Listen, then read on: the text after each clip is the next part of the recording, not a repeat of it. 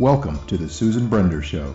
It's all about you, featuring shows on health and wellness, the performing arts, politics, and people who inspire you to be your very best.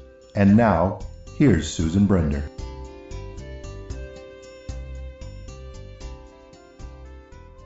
I'm Susan Brender, and this is the Susan Brender Show.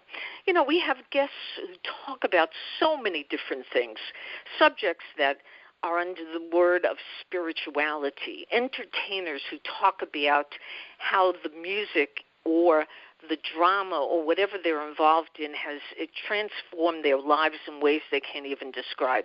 Well, today my guest is an author, and she's the author of a book called Stop Throwing Cash in the Trash. And her name is Patty Penke, and I'm so delighted to have Patty on the show because she's going to tell you things that will really surprise you in ways, because people can transform themselves to become something that they never thought they could, and suddenly they find themselves in a situation where they've really stepped forward and have really made a difference in their lives. And so I want to welcome to my show Patty Penke, and I want you to tell the audience a little bit about the things that happened that made you form this new business that you have and put you on a different path.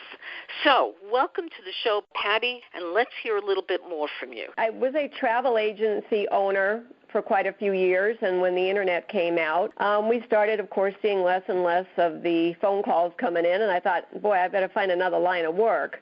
Well, my parents lived in New England, and they were very active going into flea markets and looking for treasures, vintage treasures, and selling them at the outlet stores, the antique outlet stores. And so I decided to start getting into that line where, you know, you look for treasures to sell, to resell. Right. And eventually I decided to start my own estate sale company, which led me to trying to find a way to help people to differentiate what is trash and what is not, because a lot of items are going off to the landfill figuring that they're worthless or not worth anything, and when in fact they can be more valuable than the items that are traditionally thought of as valuable. Yeah, but Patty, you know, I want to tell you a little story, because this was sort of an enlightenment for me, and that is that my in-laws in particular, and also my parents, had collected the most beautiful, wonderful antiques, things that they paid a lot for or didn't pay a lot for but nevertheless were worth a lot. And I brought them to, I happened to be in a place called Delray Beach, Florida. This is where I conduct my show. And I went up to another place which was called West Palm Beach, Florida. And there are a number of antique places there. And I showed them some of my things. And, of course, they're so beautiful and so special. But, you know, I can only use so much. And so I said to them, well, you know, how much are these worth? And what they told me is that they would ordinarily be worth a lot of money, but the young people today have no interest in antiques. Now, has that been your experience? Because it was really an enlightenment for me. Right. Well, what we have is the millennials. The millennials will collect something totally different. If it is, let's see, mid-century, of course, they would like to have the original, but then the stores now have come out with, you know, the reproductions. But mid-century and oddities, things that are obsolete, that, you know, they don't make them anymore, what they call dead stock, like maybe vintage clothing. It's the things that you thought weren't worth money. I mean, many what you call the golden age or the traditionalists back, you know, pre-1946, you know, the items that they thought were that are not valuable are what people are, the millennials, Generation X, are looking for today. And so yes, they don't want the dining room tables, they don't want the china hutches, they don't want china, not unless you just want it for sentimental values. They're looking for basically electronics, you know, major things that changed the way we look at things here in the United States. events, experiences. That's what they're looking for. Oh, so now I understand a little bit more. So what you're saying, Patty, is that what we're having are people, young people, the millenniums, as you call them, interested in antiques, but the antiques are centered around electronics, maybe even cars, antique cars and things of that nature. Am I correct? Yeah, the antique cars are still, that's kind of like a standard, when you see the show American Pickers, they talk about signage and car parts, motorcycle parts. That's kind of the standard collectible, but I wrote the book to talk about the things that people really would not identify as being valuable that are, like we're talking like an old Gillette razor that could sell for $400. Whereas you think that the piece of Lalique you have would bring in $400, it might bring in $100 now, but the Gillette razor will sell. So that kind of thing. Interesting. Give me a list of things that people ought to, our audience, when you tell them about it, are going to get very excited. But give me a list of things that you think are collectibles and worth much more money than people thought ordinarily they would be. Sure. The biggest thing is vintage clothing, and the word kitschy means, something bright, unique, different, and that would be like things from 1950s, 60s kitchen, like Pyrex, the bowls, plates, things like that. I mean, I found a Pyrex casserole dish that sells, it sold for $1,400. Wow. Things like vintage electronics, Sony items. Sony Walkmans can sell now for like $600 because Guardians of the Galaxy came out with a little Sony Walkman that he had his music recorded on, and of course the young people want it. And then you have like, perfumes, colognes. Most of the time if they were kept in the closet and unused or barely used, those sell for a couple $100 from the 70s and 80s. Old stuffed animals, like the Rushton stuffed animals can sell for $800. The not necessarily fine jewelry, but signed designer costume jewelry such as Trifari, especially mid-century Trifari with the crown symbol, Juliana, Schiaparelli, anything signed, can bring in $200 to $800 as far as like a brooch would go. So yeah, that kind of thing versus, so many of our customers say we have our china and we have our glassware we saved. And I have to unfortunately tell them we'll be lucky to see, $10 for a beautiful lead crystal vase. Things have changed. Isn't that interesting? Now, there are shows that have been on the air for quite some time, and of course we know about shows that people, they travel all over the country and then they'll have them.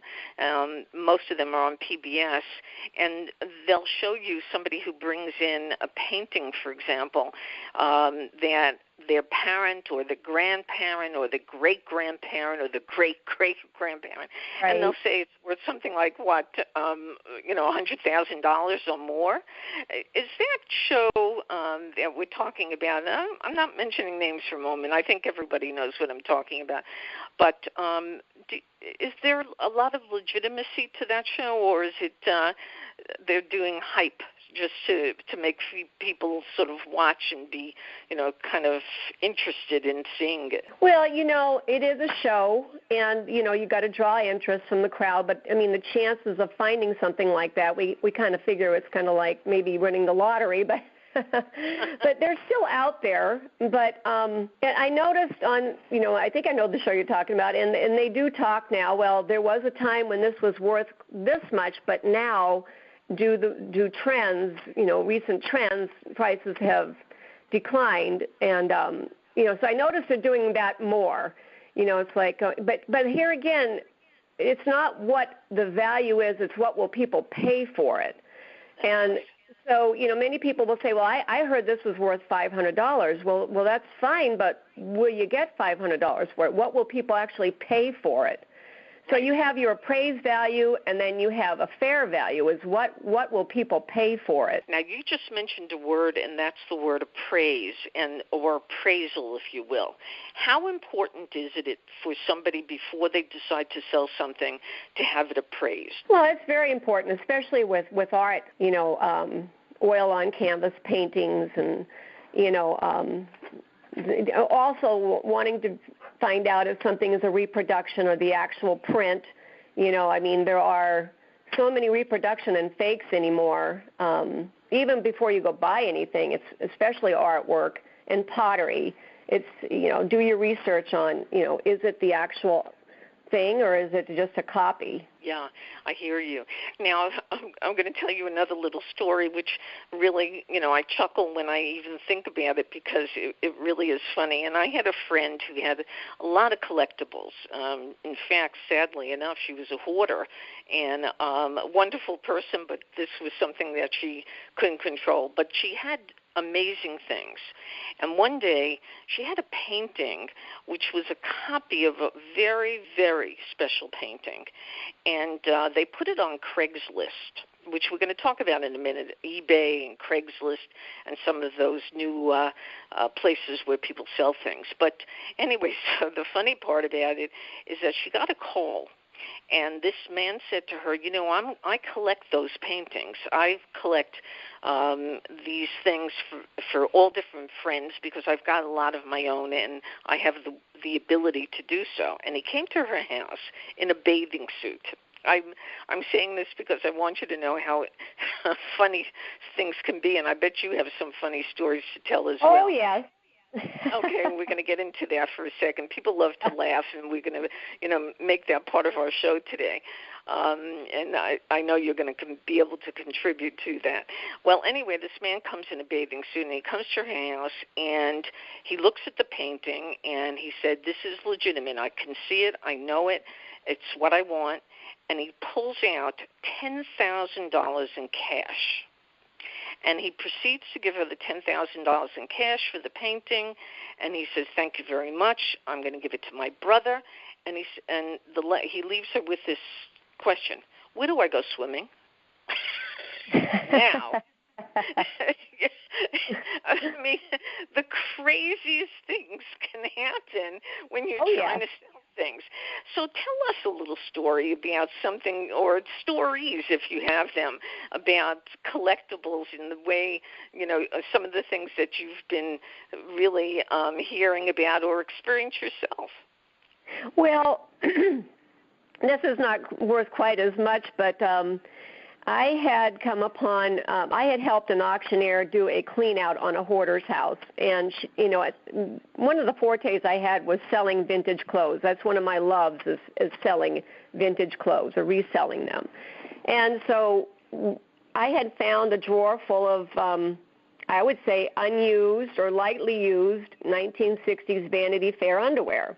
Those, the high top and, the old days there, and pink and frilly and sheer nylon, Anyway, so I thought, I'm going to put these on eBay. So I thought, maybe I'll bring in $20 or something. Well, I ended up selling them for like $130 a pair. Oh, and a gentleman from New York City had sent me a message, and he said, "Thank you so much for posting these." He bought them, and he said, "I find them so comfortable to wear." I'm like, okay, that's good. I mean, it's eccentric. It's like, everybody's got their own things that they love to have or collect, but my job is to just resell, so that's what I do. In your book, do you have stories like that tell about, the strangest and the most wonderful and interesting kinds of things that you've come upon and experienced? Oh, it's funny. It's because when I research why is something so valuable, like, dinner plates, Wallace dinner plates, they have the Western branding on them, and I was like, why are these so sought after, And when I start researching the history on different things, I'm just astounded. So a lot of the things in my book talk about, listen to the story behind this. I mean, one was about some pie plates in New England a simple tin pie plate, and I can't remember the name offhand, but it was these little tin pie plates sell for $150, but the story behind them was just so interesting that I think they're called frisbee pie pans. But yes, what happened with the book is I'd never thought of myself as a writer until I found all these stories, and I thought, geez, I would really love to do more of this. So I started writing stories for doyouremember.com and for Vintage Life out of London. Just these interesting stories on, add a little bit of comedy to it, a little bit of nostalgia, and the value of them, and it kind of draws for an interesting crowd. If anything, if you're not looking to collect or buy these things, you somewhat become interested in the history of the item and why it's worth so much. Yeah. Now, is there a trick at all? We were talking before about eBay, and we were talking about Craigslist, and I assume there are various other sites that one can go on to try to sell things, which I'd like you to tell our audience about as well. But nevertheless, what I'm interested in knowing is that how do they word something? I'm trying to play this in my head. Is there a particular style of wording something so that there would be interest from the public to purchase something? You got to know the lingo of the now generation. So it's important to put words, that will catch the audience. Colors are important, like pink and turquoise are big with the crowds right now. That's pretty popular colors. Just like I said, wording in your heading, depending on the item you have, like that word, like I said, kitschy. Kitschy just means, this is unique, this is different. So yeah, you have to learn that kind of keywords that will sell today. Right. That's really important.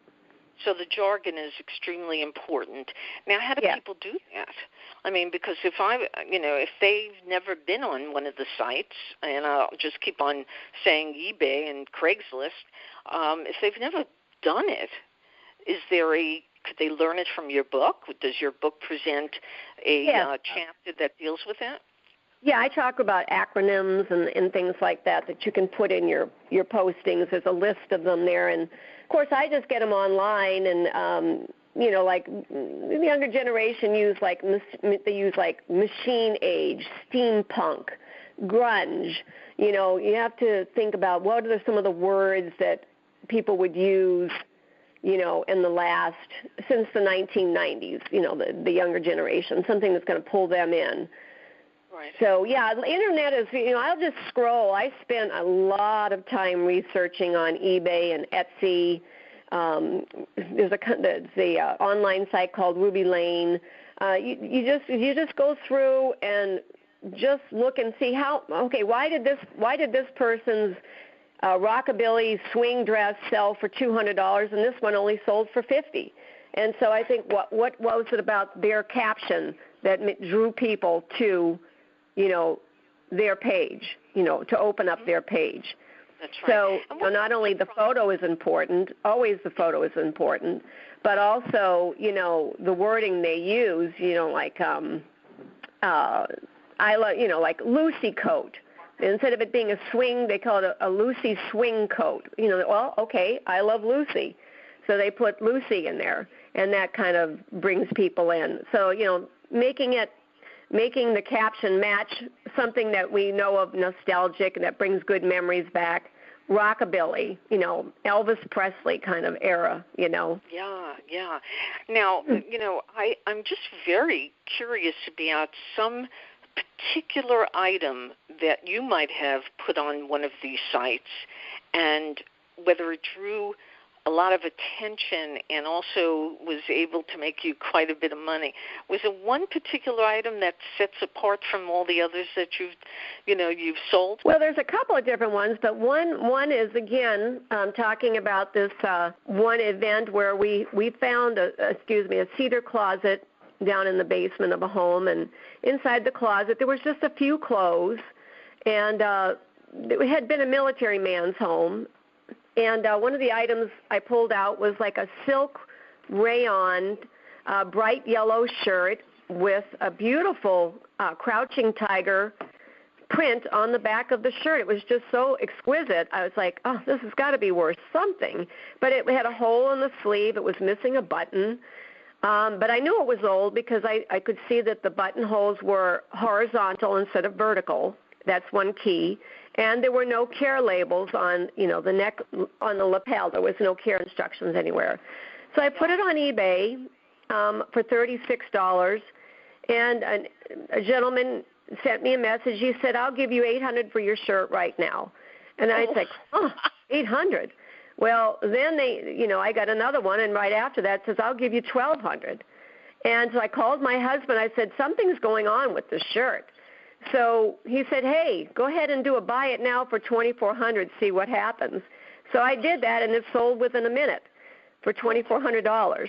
So anyways, the person that bought it was from Hollywood, and maybe they were going to use it for film, but I figured I better figure out why, for future reference, and I found out that it was what they call a jiu-jitsu shirt from the 1940s, very collectible. So, that was kind of a thrill, the $2,400. Another instance was I found two. At the time, I didn't know what they were. I picked them up, and I said, could these be Bakelite? They were bracelets. And they were yellow with white dots. And I found out they were called random dots or injected dot Bakelite bracelets. And I put them on, and I sold each one. One was $3,200, one was $3,000. And I only paid like $3 each for these bracelets. So, wow. I mean, that's an item that a millennial or, Generation Z might go in and say, oh, this is just a piece of plastic. Send it into the dumpster. That's what I'm trying to prevent or to help people with. Yeah, and another interesting thing over the years that I've noticed on television where they talk about how to, get items that you would be very surprised about their worth or just the fact that they're really fun to have in your house. People dump things. They leave it outside their houses, and there are people who go around and find these things and maybe redo them or fix them up. Have you experienced or have you spoken to anybody who came upon something that was sitting outside somebody's house that was worth anything? Oh, yeah. I mean, upcycling is big time. I mean, I helped a gal, I shouldn't say, we were friends, but she started what they call Junk Stock, a big event here in Omaha, Nebraska. And basically people do that. They find things that people don't want or, are in dumpsters and ask permission if they can take them out. And they're artists of putting together something that, most people would think are trash. We had found an old, I don't know if you remember back in the 60s, the old umbrellas with the fringe. They're like the canvas type with flowers on the inside with the fringe hanging down. And somebody had thrown it into the dumpster. I says, oh, this is in really good shape. I'm going to ask them if we can, we could have it. So we did, and we brought it home, and we put it on eBay, and we sold it for $150. But, the reason somebody bought that was because it brought back some good memories, back from that era. So those old, umbrellas from the 60s or another one that's in, I could go on and on. There's just so much that, people are throwing away. But like I said, yeah, these people that can recycle, upcycle, or repurpose. They can do some wonderful things with old furniture. And here's another thing, like we did an estate sale for a farm. There was a house and there was a barn. Okay, so we had a large amount of people come, but where was the line to get into? The barn. That seems to be one of the most popular places people want to hit now is a barn. They want to find all the old things, from a farm or primitive, and rusted toys and things like that. And they didn't want to go into the house and look for the glassware or anything like that, So, yeah, people need to redo their way of thinking with, oh, it's just stuff in the shed. Well, the shed, the barn, the attic, the basement, that's where most people head when they come into an estate sale. How very interesting. Now, what about overseas? Places like Japan or China or I'm just mentioning two places that happen to be in Asia, but there are certainly places around the world where there are items that could be very unique and very special. Have you come across any dealers or people who have estate sales in places, as I say, around the world? And if so, can you tell us a little bit about some of your experiences with them as well? So what do you mean, like if they've had estate sales in like Asia? Yeah, and or just the opposite. If we've had estate sales, are people around the world interested in our thing? Well, let me tell you. Here's one market. We happened to find a pair of Levi's 1968 blue jeans. And we had to clean out a burned-down shed. We found some boxes that were crushed in, and we opened one up, and there was vintage clothes in them. I said, oh, my gosh, there's vintage clothes in here. And then I pulled out a pair of, looked like never used, blue jeans. I happened to find that they were 1968, so I put them on eBay, and they sold for $1,400. They sold to somebody in Japan. Asian market loves anything Levi's. So, or vintage clothes, as far as we go. And also, I feel like they're looking into Dresden. I sold a few Dresden pieces to the Asian market. So, yeah, there's definitely things that they want that we have. And vice versa, I assume. Yes. Even though, again, the Asian market it's declined. The prices of items, cloisonne, and some of the like food dogs, things like that used to go for quite a bit of money. Their prices have come down. Oh, they have. So even though you can find high dollar Asian things, they have come down quite a bit. Yeah. What about things with signatures? How does that make something worth more, or do they? Well, very important because, I found some prints that were signed by Hollywood figures, but they don't mean anything unless I can get them authenticated. So, I found a football in a dumpster that was signed by Bob Devaney, who was big here in Nebraska, was a football coach. Well, I sold one for $55, but I didn't have them authenticated. So I said, okay, I'm going to have the other one. I found actually two of them. I'm going to have the other one authenticated because then it'll probably bring in $200 to $300. So you got to get things authenticated if you find signatures on, especially books, baseball cards, things like that. Interesting. Now, the other question I have is if you find a way to get them authenticated, and they give you a number, is that number usually accurate, or can you possibly, create your own number based upon the fact of the way you feel the value of such a thing is worth? Now, again, that, let's just give an example, PSA. It's really, I notice with, especially with baseball cards, they won't even look at them. Even if you say, mint or fine condition, unless you got that PSA rating, it's going to drastically reduce the cost of that item or the value of it. This is interesting. Now, if you have, like we said, signed jewelry, signed prints, that's different than what I'm saying. Like I said, if you find a record album with a signature on the cover, or like I said, and the baseball cards and things like that, football signed. Okay, well, those type of things, they should be authenticated. I see. And are sports memorabilia worth more than a lot of other things that one collects? Well, again, the values have come way down on that as well. Sad but true. But again, the trends are changing, you know. Yes, that's right. Now, you use the word trends. I love that word, trends, because I think, you know, trending is very special for people to understand. So just speculate for me for a moment about the way you see things going. What are the trends now that we have a new generation where everything is also about the computer, the internet, phones, you name it? Just speculate for a moment what you think will be the newest trend. Well, I think anything quality-minded, and that, like I said, that goes back again to vintage because, well, for instance, we have a refrigerator, you know, downstairs, is made in the, you know, during the 70s. It's still running, never given us a problem. People are starting to feel like, well, wait a minute, you know, I'm buying new and it's lasting a couple of months, whereas I buy something vintage and it lasts for a while. But I think that the younger generation is starting to want to grasp hold of our nostalgia here in the United States or in the world.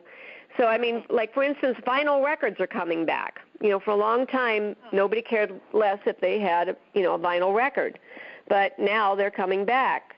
So, you know, things eventually, I'm hoping, will come back. I mean, because I definitely love, like, the beautiful art glass from, you know, and depression glass. But, you know, my kids say, Mom, don't leave it to us. We don't want it. You know, Yep. I'm just hoping that, you know, they come back with popularity. There you go. I have a similar situation. I've wanted to give my kids some of the things that I've got from my family, and the same sort of response. Oh no, who's interested in that? Right. You know, they prefer to go to a store today that makes crappy stuff, but the reality is that it's modern, and that seems to be what they like.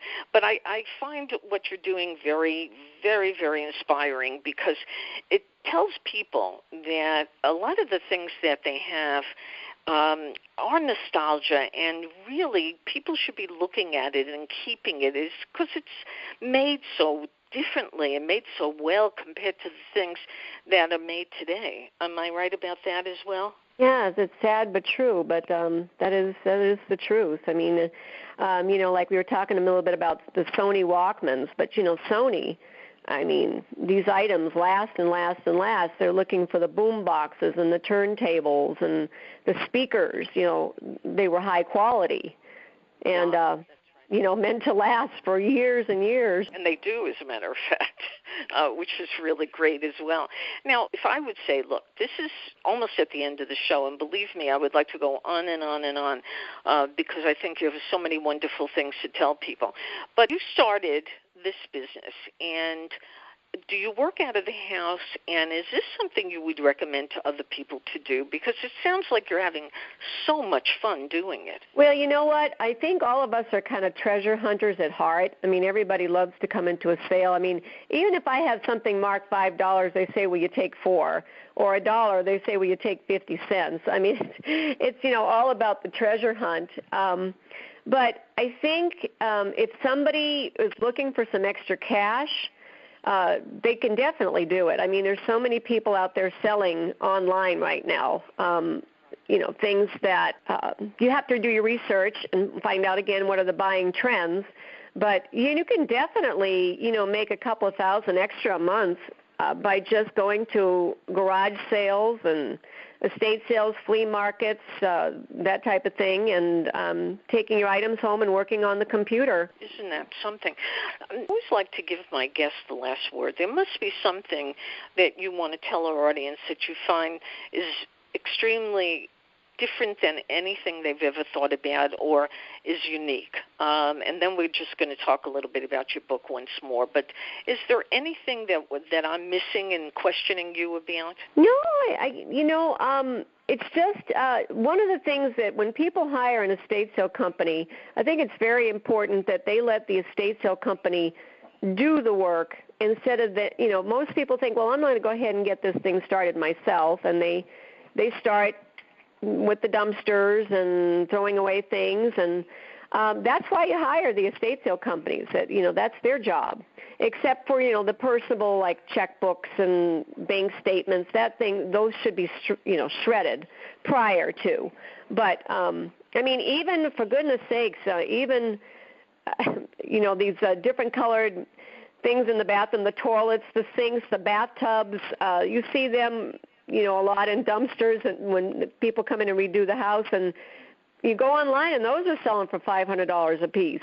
Wow. It's the strangest things anymore that people would like to have.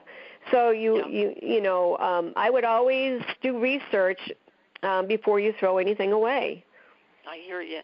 And last but not least, what about your book? How do people find you? And how do people, because I'm telling you, when I came into doing this interview with you, I never expected it to be as interesting as it is. It is a very fascinating subject because sometimes people are just looking for things to do, or you gave them the inspiration. And I think that your book is probably going to lead them to doing things that they're going to find very wonderful, if you will, for lack of any other description. So if they want to talk to you or if they want to buy your book, how do they do that?